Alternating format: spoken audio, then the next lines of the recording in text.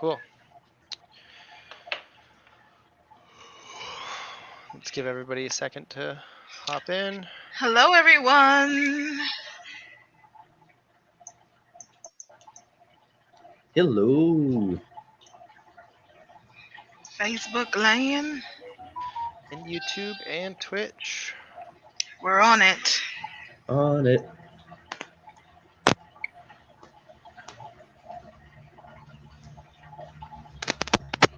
Cool. So today we are going to be talking about the first short story out of the book Minor Feelings, written by Cathy Park Hong, about the Asian American experience. This is something that we haven't had a chance to highlight yet, but it is AAPI Heritage Month, so we wanted to spend some time talking about the Asian American cultures, their experiences, the racism that they face, the equity issues that they face as well.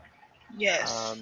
And for this book club, we just read the first short story, United, and that wasted no time getting to all those issues. So we got a good conversation in store for you guys.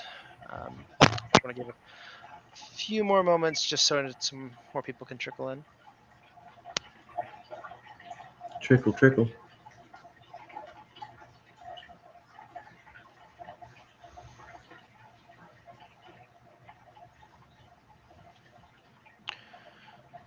Cool.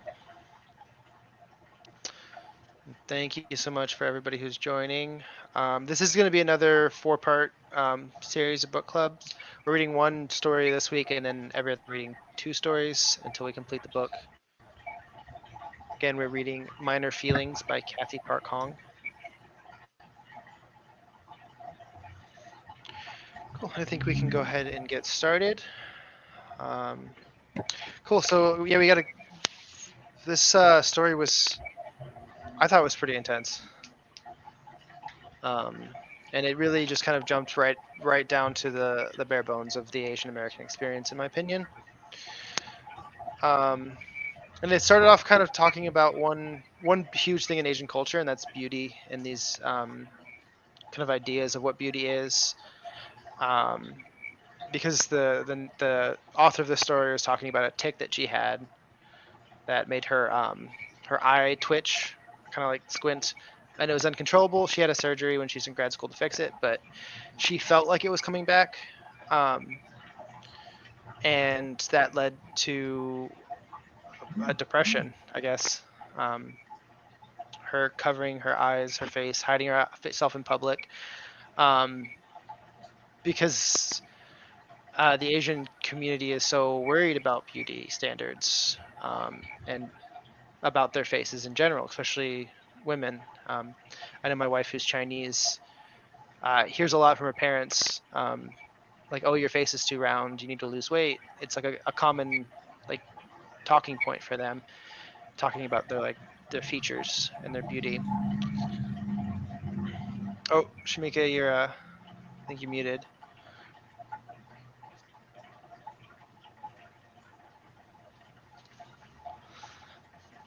Sorry, guys, we're having a little bit of technical difficulties.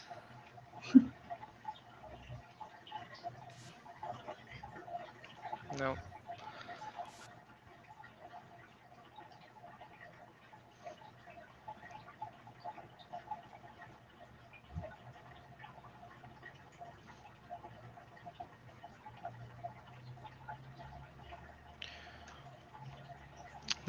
Shamika, do you want to try joining us on your phone?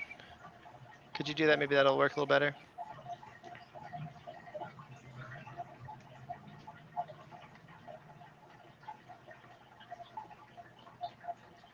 Okay. Yeah, we'll keep talking. Micah, did you have anything you wanted to comment on? Well, I mean, uh, the the ideas of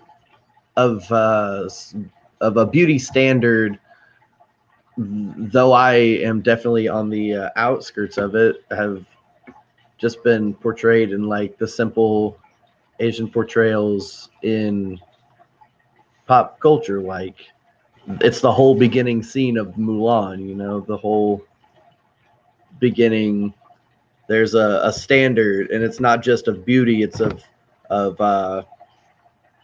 what is expected of a wife. You know, the husband is going to expect you to be quiet, dainty, be able to do X, Y, Z that a wife should, and so those kind of standards that were very vigorously reinforced Mhm. and shown through that, like that's only a small taste of.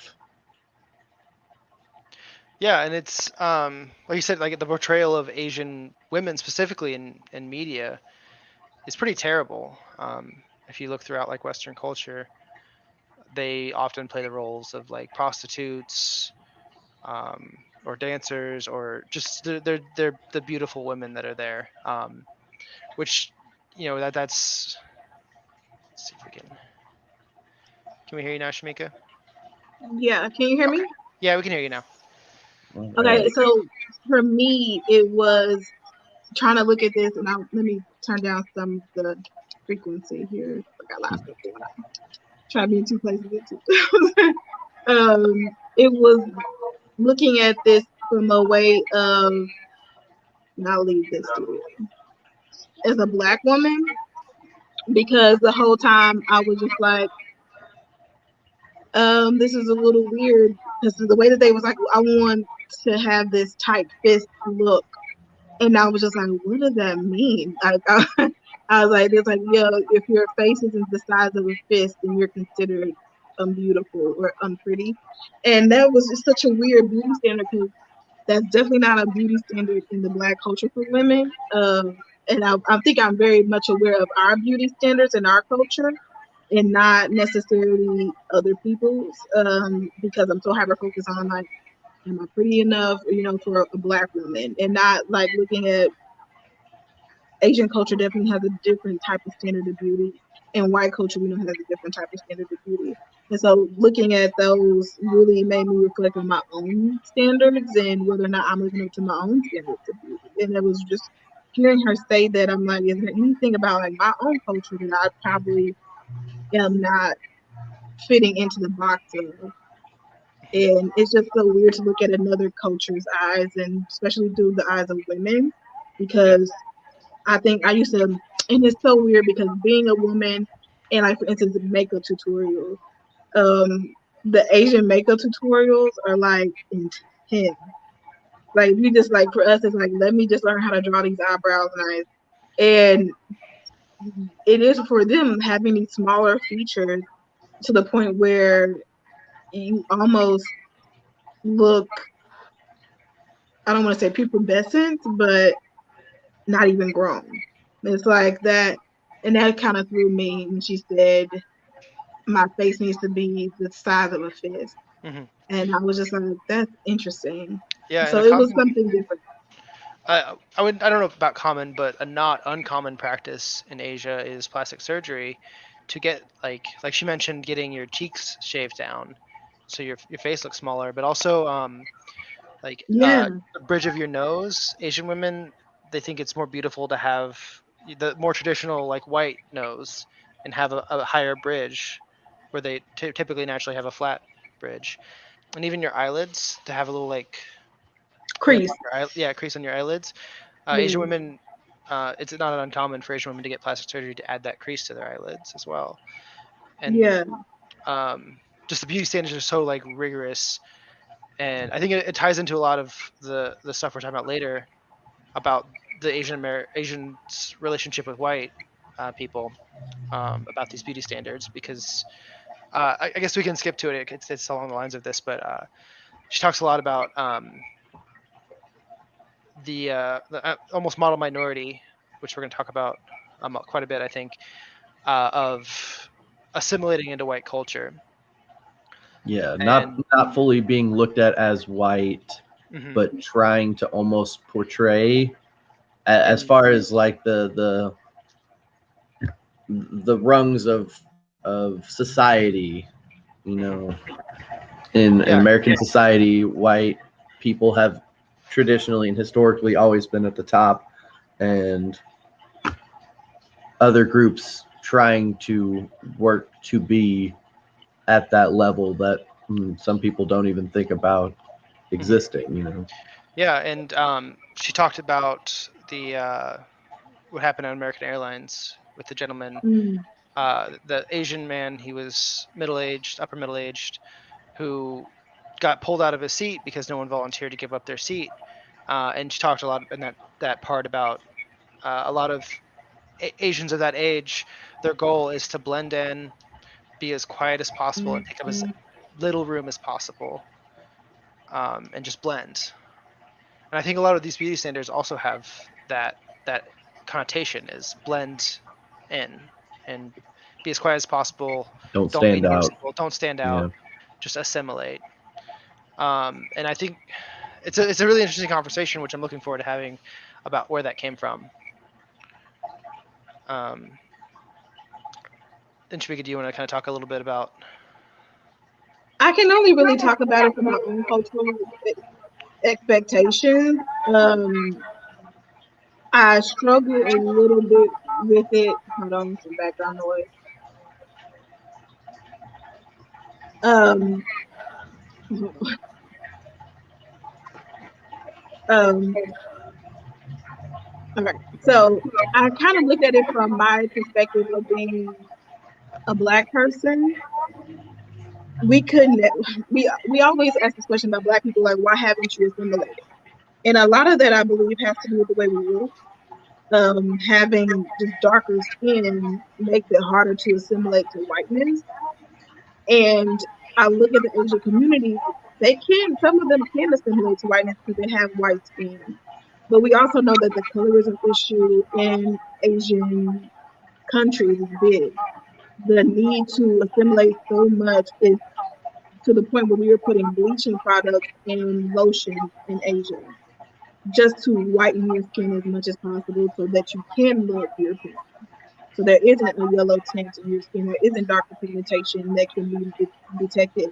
So when we talk about assimilation, for me, it's not even just in can you meet, can you make yourself smaller? Can you make yourself fit? Can you be quiet enough? It's like, can you make your physical body come so close to whiteness that no one will ever call it out or no one will ever say that you don't fit in.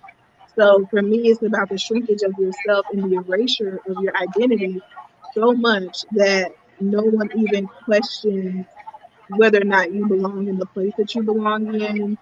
It's almost, for instance, I think growing up, and I have to speak from my own cultural experience because I don't know the Asian experience the same way an Asian person does, of course.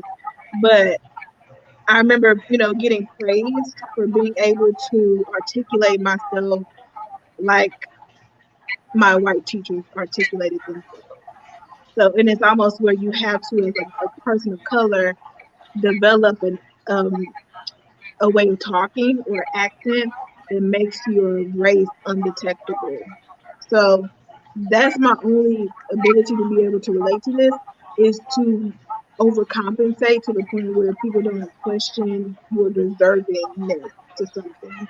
And seeing that man get kicked, well, here reading the story of how he gets kicked off of the airline, it's like even when you shrink yourself down to the smallest bit of what's left of yourself culturally, you still are not good enough to fit into white society. Yeah, And it angered me too. Reading that angered me because I'm at a place in my life personally, I don't give a damn. Like I'm blackity black, black, black, and I love being blackity black, black, black. And it almost read to me as if we're not proud to be who we are. They're not proud enough to be who they are. And it kind of made me sad for them, but also angry. I'm like, don't assimilate. Like, be your authentic Chinese, Asian, Korean self. Like, fight for that.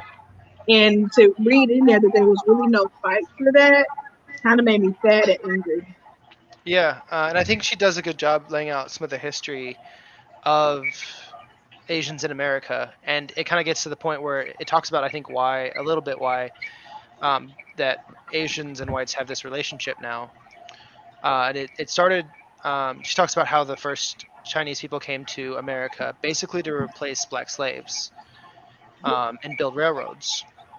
and she talks about how on these railroads for Manifest Destiny, it was something like every 2 miles of railroad, 3 Chinese people They died. did. Yeah. And then after that, there was an immigration act passed that banned Chinese people, and they were like kicked out of their homes. Their homes were burnt. They were forced in the middle of the night to march in the freezing rain into nothingness while their homes were burned behind them. And then that eventually expanded into all Asian Americans, even Filipinos, which was technically a part of the United States at the time. To you skip ahead to the civil rights movement, where all of a sudden these Asians are being celebrated to further put down the black community and say, Mm-hmm. look what they're doing by assimilating. They're the model minority. This is what a minority should act like. Yeah. This is how you should act. And how that kind of it started as this rape and murder of Asians in America to now you got this is the way that minorities should act, and they're almost she called model minority a myth in the book. I thought that was really interesting. Um, but I think Asians heard that and also kind of adopted that mindset. Like we will be celebrated if we do this, if we become the model minority. It's almost like a self-fulfilling prophecy that was created by saying this. And I think Shamika, you had some things you wanted to say about the wording that she chose with model minority myths. Yeah, it was a lot of stuff in there that I I loved the reading, and at the same time it pissed me off because when you live as a person of color, you live with other minorities, other racial minorities. Because unfortunately, the white community didn't just do a good job of outcasting black people; they outcasted everybody. Whether you are a great minority or not, or model minority. So minorities have this weird, racial minorities anyway, have this weird relationship because we all live close to each other. And so we all kind of know the truth of each other as well. And I know the truth of what it's like to live in a community where a lot of the things in my community are owned by Asian Americans. And I also know that in a lot of ways they do embody that model minority status because it does bring you some privilege. It does allow you to equate yourself to whiteness in some spaces where that privilege for other minority groups doesn't exist. So in a lot of ways, Asian minorities, and it's no disrespect to their community, I just want to speak some truth, have embodied whiteness and have used it to target people who are darker skinned, who are of Latino or Black identities. And it does have horrible consequences as a result. And then in that same breath, the white community has turned their backs on the model minority Asian American community in times where they needed that support the most. And they started to really see the effects of what that status can get you. It's a double-edged sword. And she even speaks on it. She says, to the white community, we're not good enough, and to the black community, we can't be trusted. And it's like you put yourself in this weird middle ground where you are neither the white man or woman that gets all this privilege, unapologetically, but yet you also can't really relate to the lower status of black people who you should be able to relate to more because of this weird status you've been given in culture and society. And so when I was reading this, it made me angry because I'm like, this right here, this exactly right here is what's keeping the Asian and the Black community from coming together in solidarity. It's because we see whiteness embodied in your identity, and some Asian people really love the model minority status, and they feed into it, and they wield it at their will. And it creates a weird dynamic, especially in communities in which they are, and I'm just being real and truthful, living off the good graces of Black people. Because you're in our community, you're using us for economic resources and funding. Your business wouldn't exist without us, but yet you're here wielding privilege that was given to you conditionally, as long as you stay good. Mm-hmm. And it's a horrible position. Yeah, and I think it's important to recognize the amount of privilege as well, because she talked about that a lot. That the majority of Asian Americans work in restaurants or in laundry services or are middle managers who keep everything running, but they'll never move up the ladder because they don't have the face for it, is what she said. Um, Hmm. so it is, they're getting privilege, but it's not great privilege. I mean, they're still Yeah. working. We're still working starvation wages. A lot of them are still working starvation wages, and are being passed up for opportunities that they more than deserve because of the color of their skin. Um, and you brought up a lot of really good points while you're talking, and it reminded me a lot of something that I think she mentioned a couple times. Was someone who told her, "Why are you upset about race issues? Asians are the next in line to be white." Um, which was I really wanted to throw interesting. the book. I was like, ah! Yeah, it was really interesting because I think that was kind of the almost the thesis of this story. It's called United, and I think it has like it raised really two really good points. Is about, you talked about like losing culture and assimilating into white culture, and she said that at the end. She said when she hears, Asians are next in line to be white because they're this model minority, what she thinks of is Asians are the next to disappear and to become like mindless assimilants into white culture and completely lose who they are. Um, which brings up a really interesting conversation about the term Asian Americans. And I would say this too, piggybacking off of what you're saying. I don't think that that's necessarily true, though. Is that Asian Americans are going to be the next group up to assimilate into whiteness? Because not every Asian American group can. There's there's Asians who are my color, and like I tell you, like Black people cannot assimilate into whiteness. Not all of us, because of darker pigmentation. We just can't.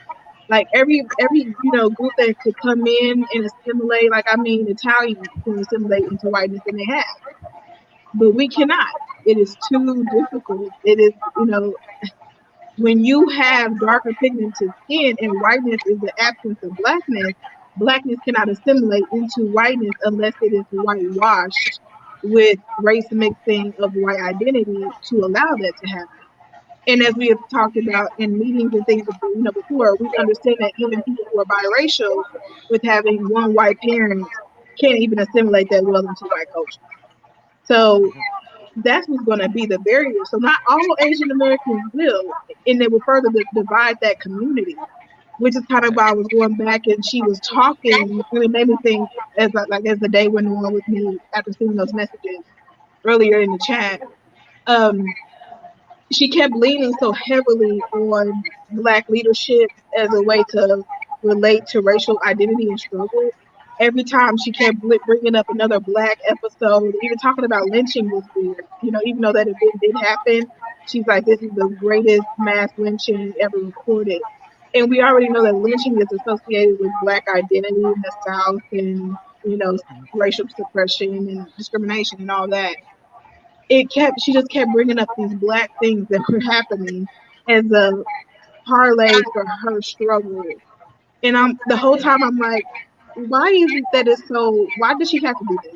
Why is it that there's no Asian American social justice leadership that is as strong as the Black empowerment leadership has been in the fight for civil rights and racial equality? Why is it doesn't exist? Why can't she name big names in her community who has done similar work?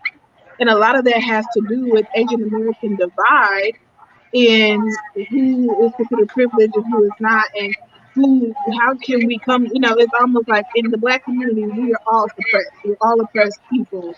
There is no divide there, primarily because we don't know where we come from. We can all just say we're African. It's not a country, it's a continent, but we are going to go with that. Yeah. But for them, they come from different places. And those Mhm. divides in their history and their country's legacies and all of their nationalities and where they come from does not allow for, you know, I want to say common plight between them. And Mhm. because of that, there hasn't been solidarity even in their own group to Yeah, allow for manifestation of leadership. because there's so much complexity that We don't learn in Western culture about what goes on between Asian cultures and In community, yeah. Asian countries. And when you come to America, all of that's just, she said the word steamrolled, which I think fits perfectly. It's all steamrolled, and everyone is an Asian American. Doesn't matter if you're from Japan, if you're from Korea, if you're from China. Who Japan has a really bad relationship with China because of World War II, and with Korea because of World War II. And Korea and China don't get along right now either, because there's a culture war going on between the two of them over who started this cultural event first.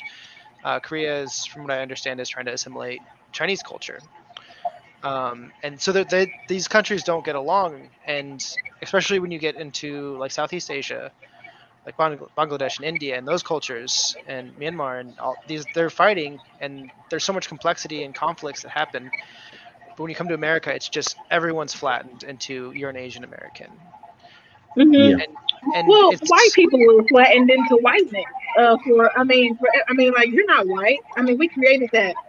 I mean, that's something important to understand, and I say this all the time. It's like, yes, discrimination has happened with people of color here in this country. It's a big deal. But discrimination also happened with all those nations that fought so hard to get out of the monarch reign of Europe and away from the religious persecution of Europe, and to come here to be themselves and to be free. And when we created this class of slavery, we created whiteness. Whiteness did not exist when people came off the first ships from Europe. It did not exist. There was no such thing as whiteness. People were fighting over which religion was better, though they were worshiping the same deity. Yeah. And that was their strife. And then all of a sudden, you have this influx of slaves. And now you have to find something that's commonality for you to come together on, because there's a whole other class of people that we have to distinguish ourselves from. And so whiteness was birthed. But whiteness is not real. Blackness isn't real either, but it's a whole different conversation that ain't nobody else ready for. But whiteness is not real. It's something we created. We created a social construct on what whiteness is. And ever since it existed, it has existed, it's been eating up culture. That's what it does. It just eats up culture. And I'm so proud to be a part of a community that will not let it eat us up. We cannot be eaten up by whiteness.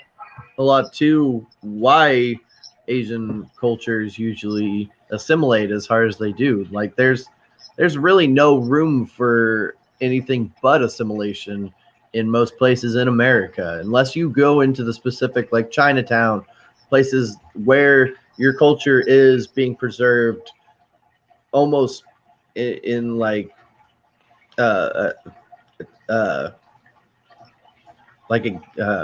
for Americans, like well, you're talking about like those places are considered ethnic enclaves. Yeah. But unless you are there, it's almost expected. Like especially almost everywhere in smaller towns, there's this expectation of like, you come here, you learn English, you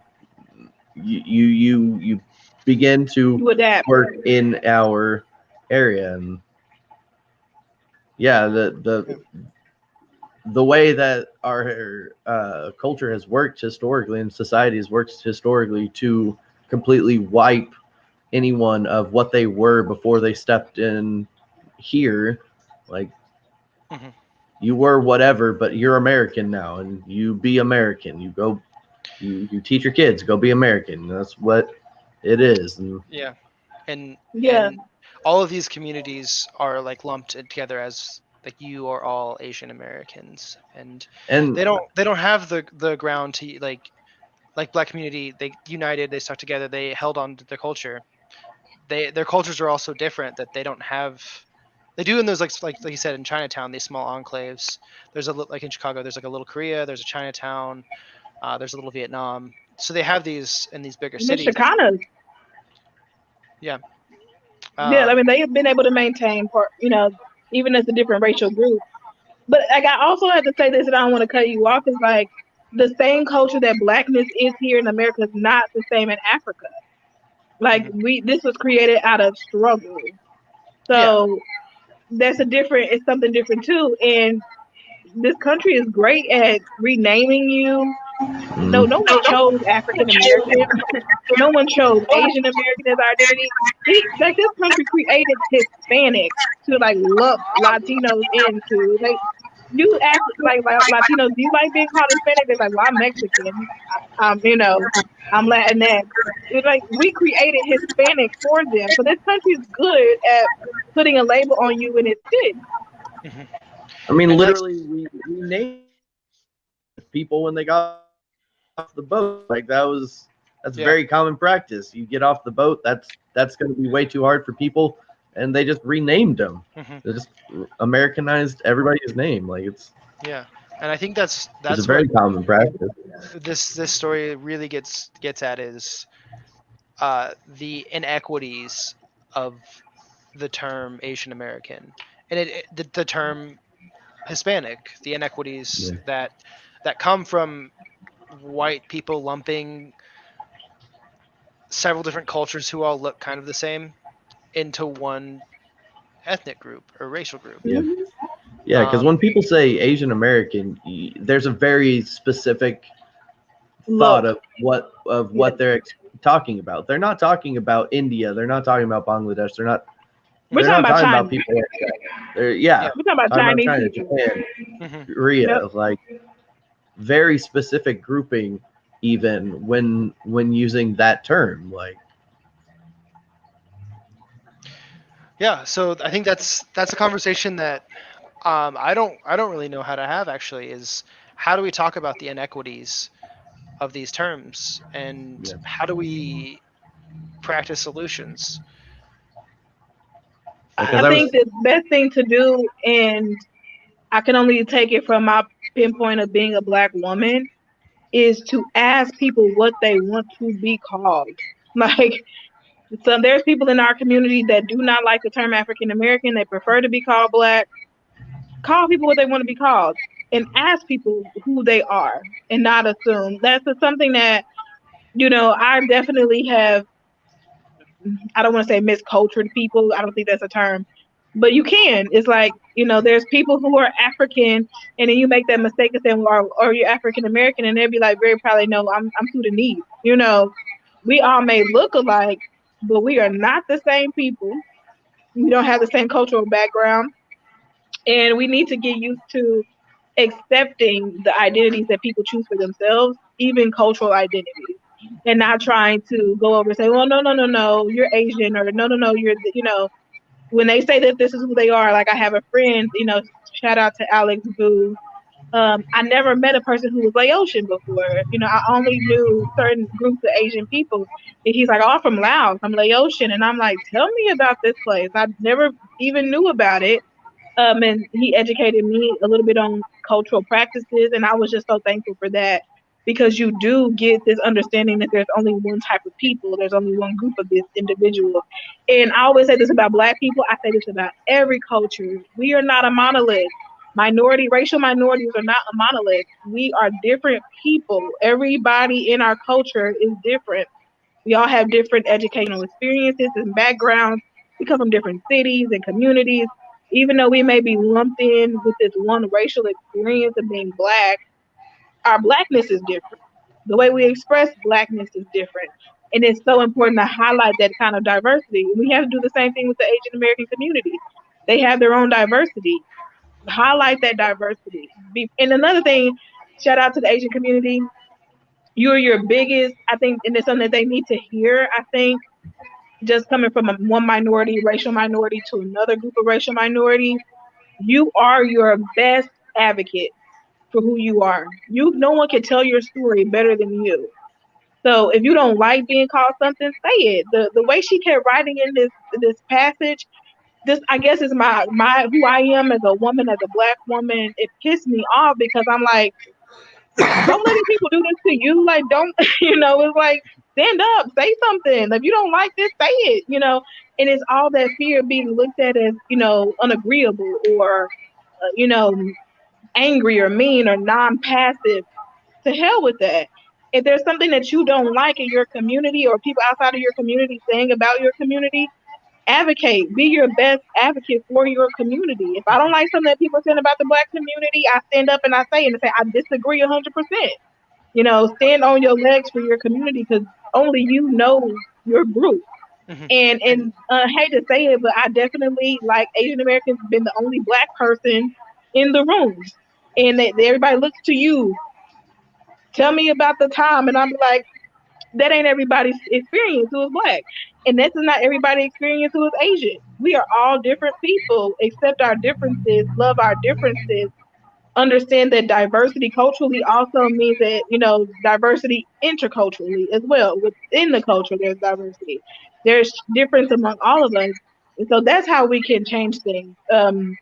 It was another word that, as you was talking, Sam, that kept coming to mind. What this is erasure.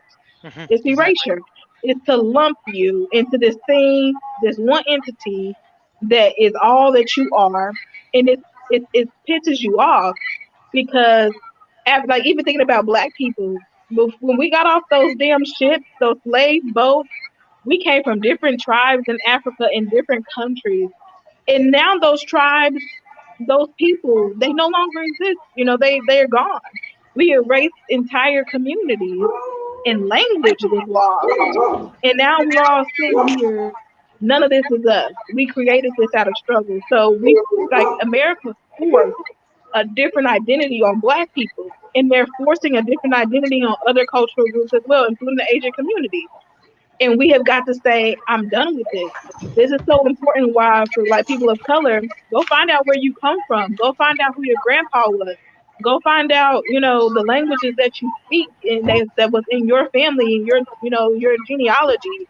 Go learn what's the percentage of Asian or black that you have in you and embody that culture. I'm not saying appropriate, but get to a place where you can have appreciation for who you are and where you come from. That's how we prevent assimilation. Hmm. We put boundaries up to prevent assimilation.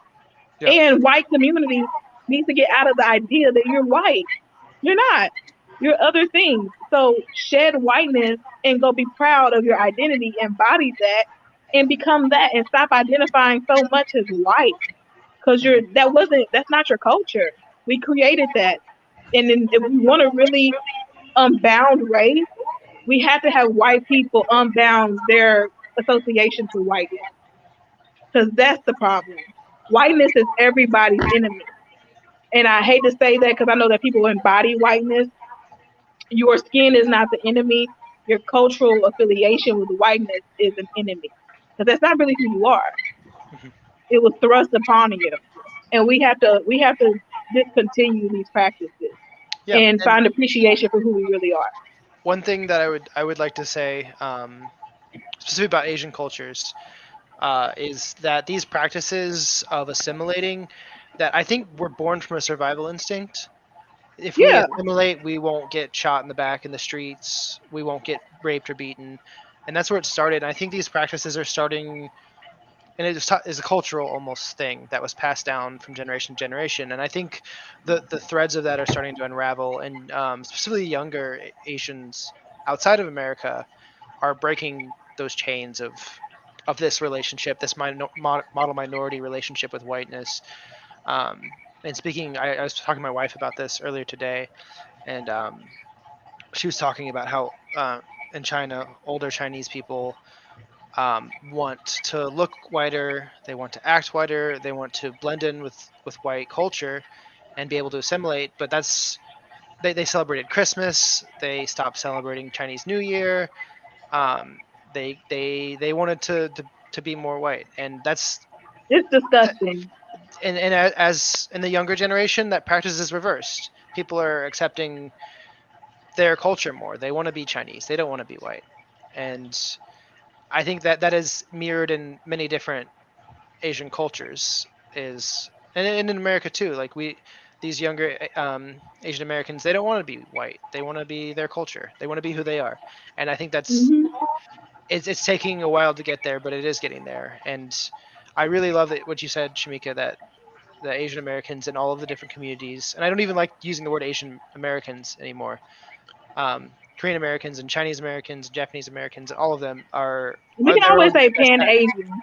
Pan Asians. They're their own best advocates, and talking about their stories and telling their stories and standing up and being proud is the way that they're going to get there. Yeah, and I think that last part we were talking about is that there's an older generation out of fear and the need for survival did try their best to assimilate. I see that in my culture too. And what I love about this younger generation, including us, right? SUFE is a part of this younger generation, is that there's a radicalism in us that says we're done with the bullshit. We no longer want this system. We no longer have, it doesn't serve us. It doesn't do anything for our greater good. It doesn't help with our posterity that's going to come after us. And we're done with this system and we're willing to dismantle it and throw it all away. And I love that we're willing to do that. And I love that we're willing to say it because sometimes just saying the thing is the most bravest thing we can do when everyone else is going a certain direction and saying like I don't like this anymore. I'm tired of this, and I'm turning around and I'm going to go do something else. But that's something I'm seeing across race, across gender, with this with our generation and younger. We're done with this. It's over. And I'm so glad to know that when we get older, we will not die on these hills of inequity, of racial injustice, gender injustice, all this BS that we was created. I'm glad we're not gonna die there. Even if we don't make it to, I guess as Martin Luther King said, the promised land for all of us, our kids won't be stuck as much as we were growing up in a dual world. They'll just know progress and progress on out of it. And I was thinking about that the other night when last week when we were doing our talk on reparations, and she's like, I'm so happy that there's going to be a generation, us and younger, that race and gender and all this mess won't matter. It won't matter anymore, So I'm so glad that we can see the trends in our own communities of dismantling a system that no longer serves us. If nobody has anything else, I do want to share just one quote from the book that I made me feel really great about what we're doing, specifically this book club series. So she said, patiently educating a clueless white person about race is draining. It takes all of your powers of persuasion because it's more than a chat about race. It's an ontological. It's like explaining to a person why you exist or why you feel pain or why your reality is distinct from their reality, except it's even trickier than that. Because the person has all of Western history, politics, literature, and mass culture on their side, proving that you don't exist. So when I read that, um, it was what we're It's doing. true. Yeah, I really love that we are taking the initiative on ourselves to learn about these cultures. We're not forcing anybody to teach us about their cultures. It's not their job Hmm. to teach us why they exist. It's our job to learn and to understand and to be more empathetic and more open and more accepting of cultures that are different than ours. And I love this book club series so much because it gives us the opportunity to do that and also share that in a public forum.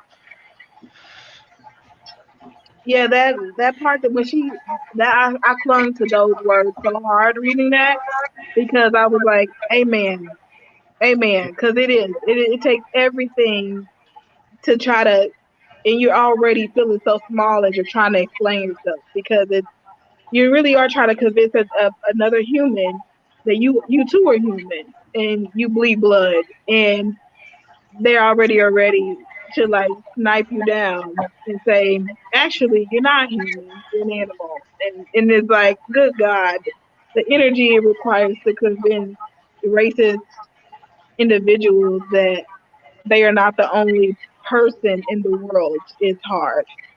I love when she said that because I think it spoke so much, not just to the Asian or the Pan Asian community, every racial minority I feel can feel that in their blood and be like, hey man, I'm so tired of explaining to white people about black identity. And it makes you mad because you didn't, like black people, Pan Asian people, all these racial minority groups, we didn't create the circumstances of our life. The white forefathers of this country did. And then their descendants don't even know the injustice that their parentage and their lineage has created for other people. And it's annoying. It's like I gotta explain to you the one drop rule when you were the ones that created it. Your family created this. I gotta explain it to you though how it works. I saw So like it's annoying. And so I definitely heard that when she said it. I was like, amen, sis, amen.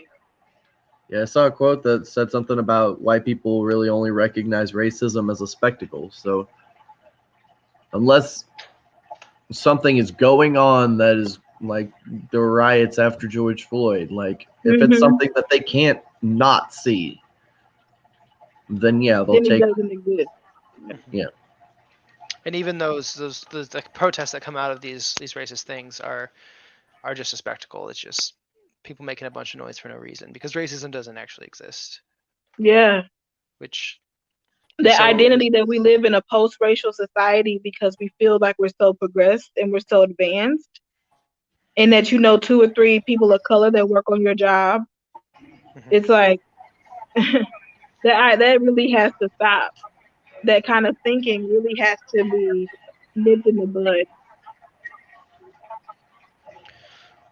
Great. Well, I think that's all that I really want to talk about. You guys don't have anything else to say. I guess we'll go ahead and end the broadcast here. I think I just want everyone. Can we just promote the book? Because I think it's such a good book for everyone. This is definitely a time for you guys, if you are wanting to be a part of the book club, to go purchase Minor Feelings. It's got it pulled up right here. Minor Feelings: An Asian American Reckoning by Cathy Park Hong. This is definitely something that you guys can get into and start reading, sharing with your friends, sharing with your coworkers, and then you can follow us along with this book club and be a part of the discussion, even if you don't want to chime in every now and again. It would be nice for you to be here to follow along and get to understand the work that SUFE is really trying to do, that you guys can jump on the train of doing as well. We can all be a little bit better educated about other groups of people that we live with, that we love, who we love, and who we work with, and that way we help to build a better America as we dismantle the system currently in place. That's all I wanted to say. Great. All right. Thank you, everybody who was able to join us tonight and who will be watching this later. I hope that you got something out of this. And please join us next Friday, same time, same place, for the next 2 short stories in this book. Bye. Bye.